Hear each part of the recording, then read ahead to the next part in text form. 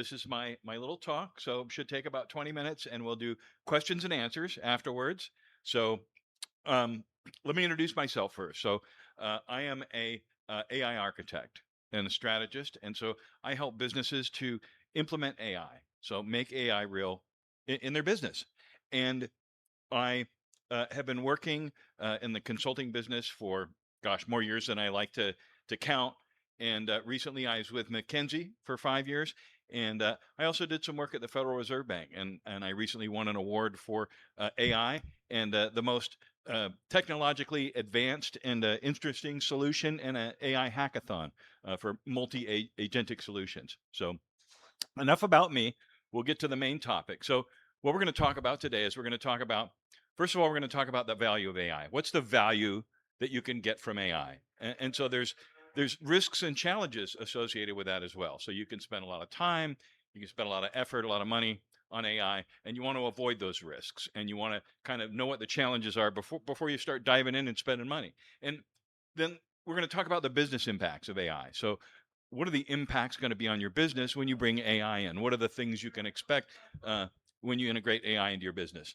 And then we're going to talk about building AI value. So how do you do it? And it's incremental. It's not something where you just turn it on and all of a sudden it's magic and it just solves everything.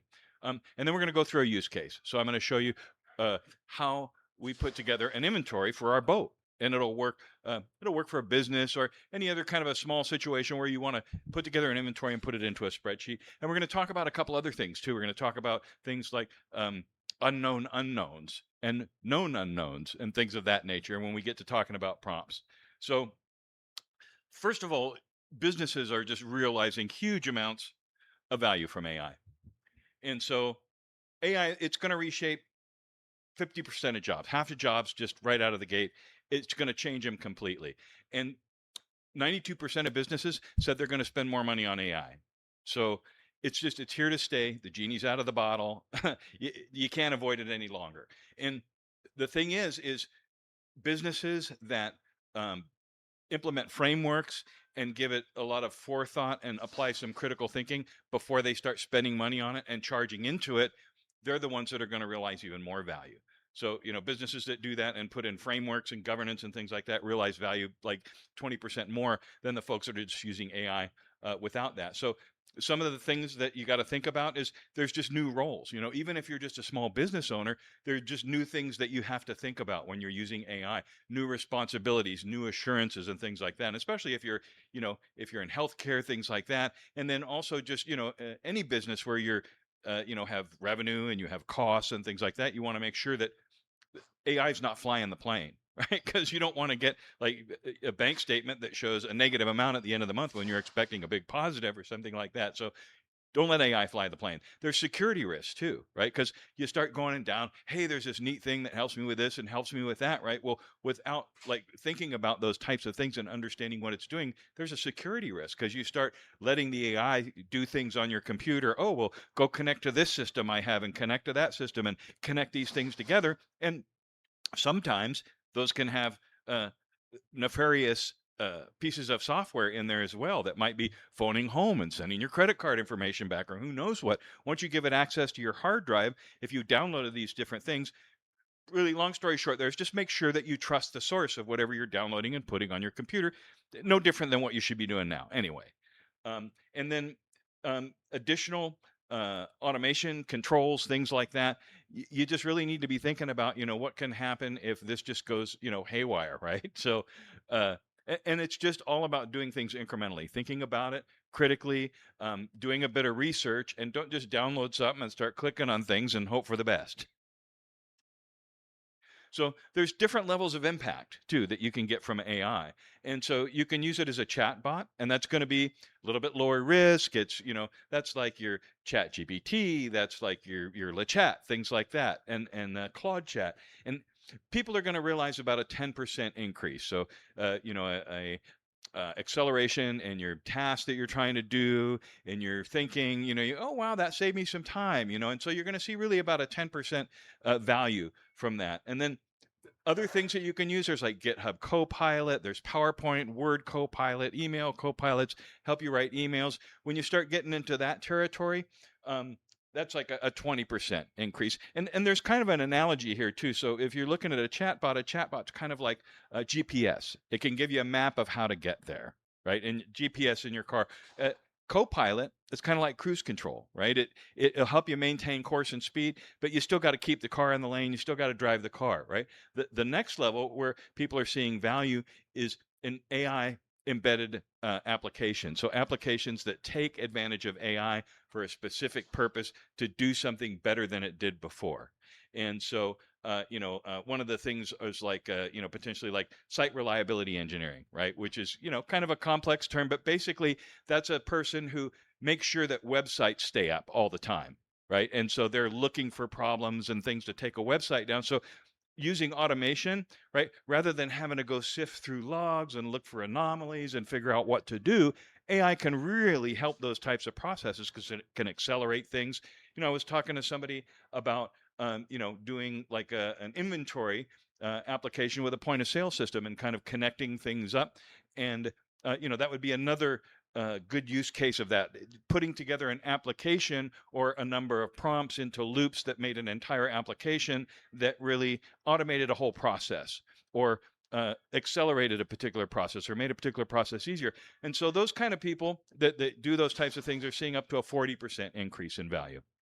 And then where the rubber really meets the road is multi-agent.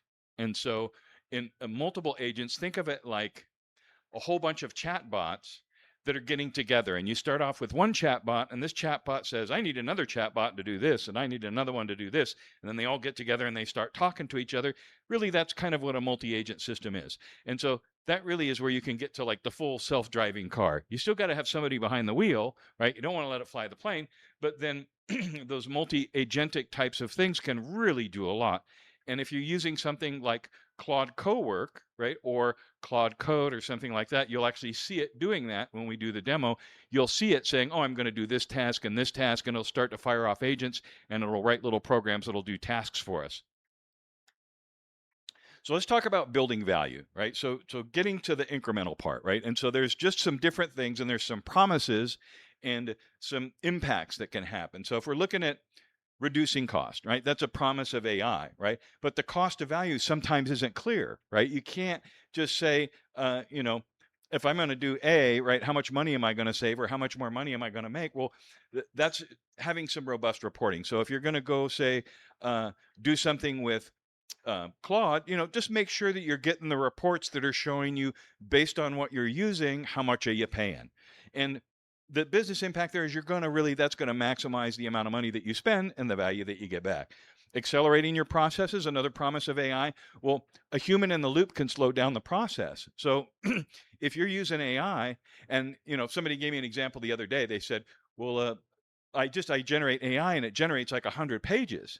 And the problem is they didn't constrain it enough. They didn't, and it wasn't the right task. So if you're not doing the right thing with it, you're not prompting it the right way, it can actually take longer to do things with AI because it generates so much stuff that you have to go through and you got to validate everything. I mean, that's the whole thing is validation is always mandatory. Don't let it fly the plane. You got to have a human in the loop. And accountability tools and things like that can help with that so that as the AI is generating and spitting things out, just using different tools. I like to use GitHub, for example, but that's a whole nother GitHub. That's a whole nother topic. Yeah. GitHub. It's like the point being is when something comes out, right, is the pain point is you want to make sure it gets reviewed by a human. And a lot of times what happens is a human will say, oh, well, that was easy and it kind of looks good and just look at it from an overview perspective, but not really read through it. And then stuff slips through the cracks and they call that AI slop, right? Because you really haven't validated what's come out of the AI and it's just critical. And so, and I like to think of it more as a thought partner and a generation of ideas and helping me fill in the gaps, but not letting it fly the plane. It can also start, by writing code, but I don't want it to write a whole thing. I want it to write small pieces because I want to make sure that it's going to organize things together. And AI is getting better and better at that. But anyway, human in the loop, right? And that improves your quality of output. Make sure you have accountability, right? You don't want stuff slipping through and getting out into production that people haven't looked at. Automation, another promise. But you want to automate tasks, not people. right? That's the thing, right? Is you're not automating people, you're automating particular tasks. How do you do that? You don't just prompt it, you get a prompt or a series of prompts or a series of agents, and you put them together and you give them a prompt and you say, here's my prompt. Like the inventory example would be a good one. You could just give it a prompt and say, hey, go contact my inventory system, and then take the numbers out of that and put it together with a spreadsheet from my sales system and come up with a recommended order quantity spreadsheet, right? You could have maybe a loop or a couple of loops, but then it would come back and loop to a human and give you some kind of output. And then from that output, you could take it and hand it to another loop that said, oh, well, contact the supplier and identify the things that come from him and order those things and send him an email and order it. So it's automating tasks, not people, right? And so that's what you got to think. What are the use cases that I can do that are going to save me time and not cause me more time to use AI with? So then problem solving, right? And here's the thing, right, is you want to break your problems down into components. AI training, it can enable, optimal usage and improve output. So people that you have that you want to use AI, make sure that they get the training, that you get the training just on whatever is the latest in the training on the tool that you're using. And your staff's upskilled, it provides additional value. Last thing is just, people can innovate, and you want to send people off and go say, try these new things. Just make sure that you've got some kind of governance in place, right? So you have some governance that's not going to let them run wild. And then all of a sudden you get a bill from the AI company at the end of the month for $10,000. You go, wait. So make sure those controls are in place so that it'll only spend so much money over so much time. There are things that you can put in there that just say, hey, I'm at this tier, and once you get to $50, that's all we're spending this month. So make sure that those types of controls are in place. And then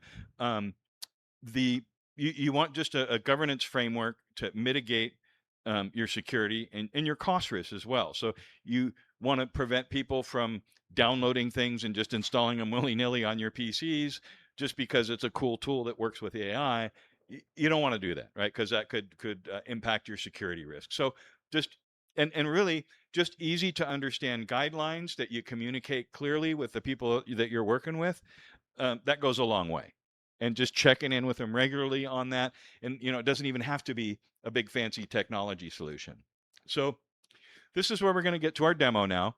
And this is just a generic prompt. And I use this prompt for different things a lot. And this can apply to just about any business, right? So first we say, I'm creating an inventory for a insert use case here, right?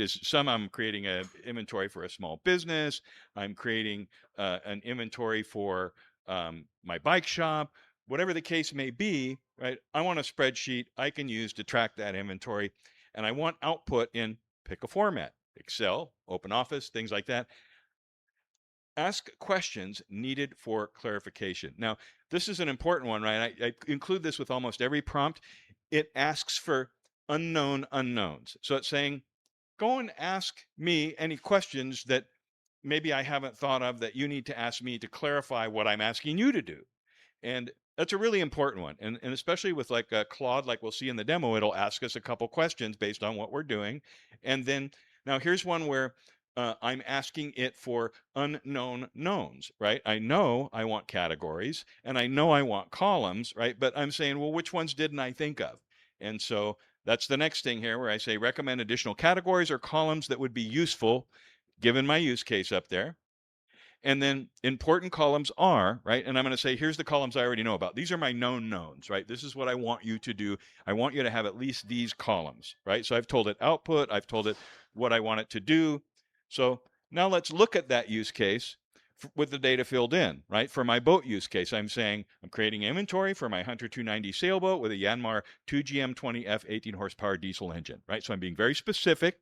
And then I want the spreadsheet, and this is from the prompt before, and the output in quoted CSV format. So I'm being very specific about that. And any questions, recommend additional categories or columns would be useful. Here's my important columns, right? So by using these dashes, I'm making a list, and then I'm adding additional context. So I'm saying an item that describes the item, example, fuel filter, manufacturing part number. I want a quantity. I want the location on the boat, and I want categories. And here's some example categories that I've given it.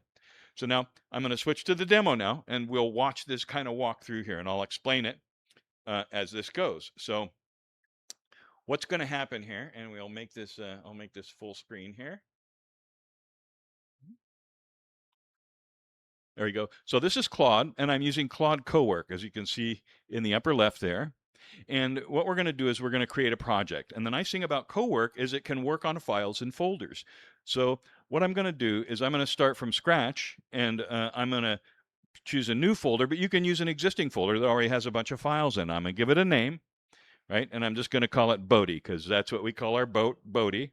And then I'm going to give it some instructions, and these can be instructions it'll remember every time you bring up this project, and it'll write them to a file called claude.md, and those are your instructions. So as your project progresses and you want it to remember things across invocations, you put them in these instructions that get written to your claude.md file, and then when it comes up, it'll read that in and send that with every prompt. And so here again, I've got my project location, I've got my instructions.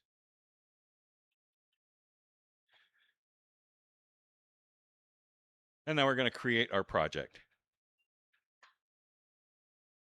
Now, one of the interesting things to note about this is that now that I'm in my project, I can choose what model to use. And there's going to be different levels of models, like Opus 4.8.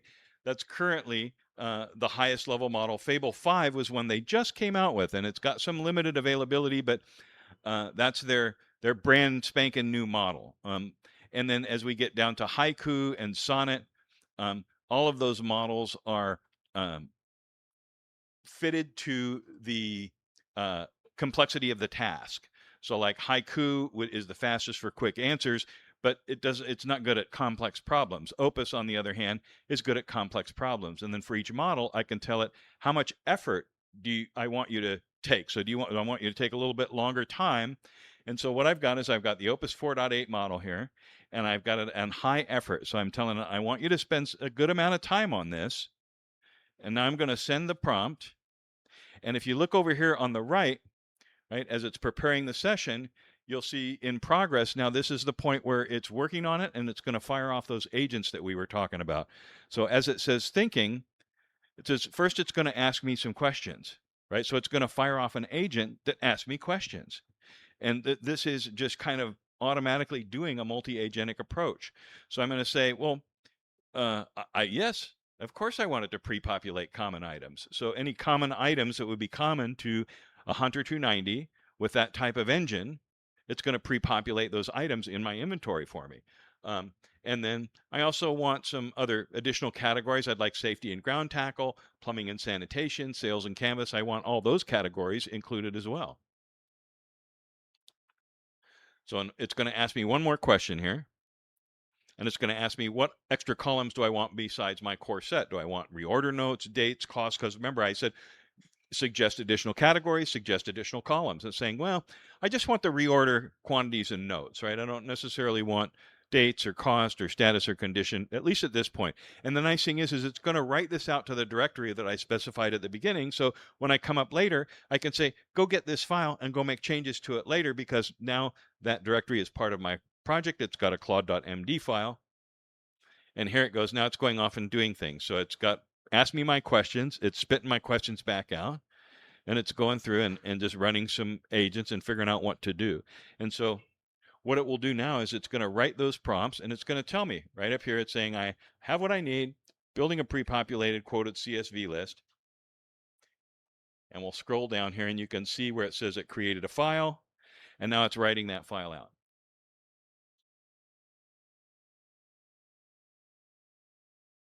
And so what it winds up doing is it's going through and it's figuring out the next word, right? So when you go and you send a query, it sends your blob of text up there and says, statistically speaking, what's the next word? And it keeps doing that in a loop. So every next word that's coming out, you're seeing these characters increase for every next word. And it's just creating the spreadsheet. And it's just regurgitating the patterns that match what's the next word, what's the next word, what's the next word. And it keeps adding that on. So, and then as it writes our file, right, as soon as it's done, we're going to have our spreadsheet. And it's going to also pop our spreadsheet up here on the right-hand side. And you can see also up here on the right-hand side that it's showing us too that its instructions are stored in the claude.md file.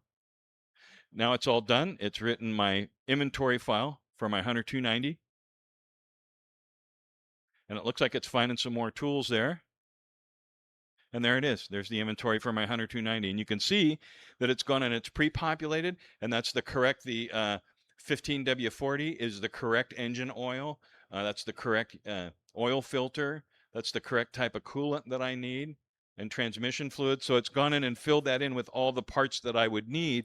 And this would have taken me hours to go and look all this stuff up, put in the manufacturer part number, and it's even got the quantities right. See, it knows that I need it knows that I need 2 quarts of that oil for my oil pan. And then it's telling me that I need zinc and what kind of rigging I need. And, it's just figured out the quantities of everything. And I am going to have to go through and validate this, but this is a good start. I mean, just right here, this has saved me hours and hours of time. So, hey, just wanted to say thanks for watching, and be sure to subscribe and like and comment, and check us out at loopta.com, LOOPTAH.com. And they're the ones that sponsor these talks. And so we'll be doing more of these talks about AI and AI in business. And that's kind of Loopta's speciality, is it's looping to a human in business. And so check out that website. Also, check us out at analogscott.substack.com for other content. We've got some Norm's News Nuggets that just happened. Lots of fun things going on over there. Deeper reads, lots of extra content and things. Become a subscriber over there. And then lastly, go check out skipperscott.com, our floating studio. We're all about it over there, and we've got all kinds of things going on. We've got some electronic geekiness, and we're going to be putting solar panels and things like that on it. So be sure to go subscribe over there as well, because we've got just all this content going on, and Loopta's media production arm, and then we've got AI talk. So anyway, have an amazing, amazing rest of your day, and thanks for watching. I'm Analog Scott. Subscribe, like, and comment. Peace and much love from your papa.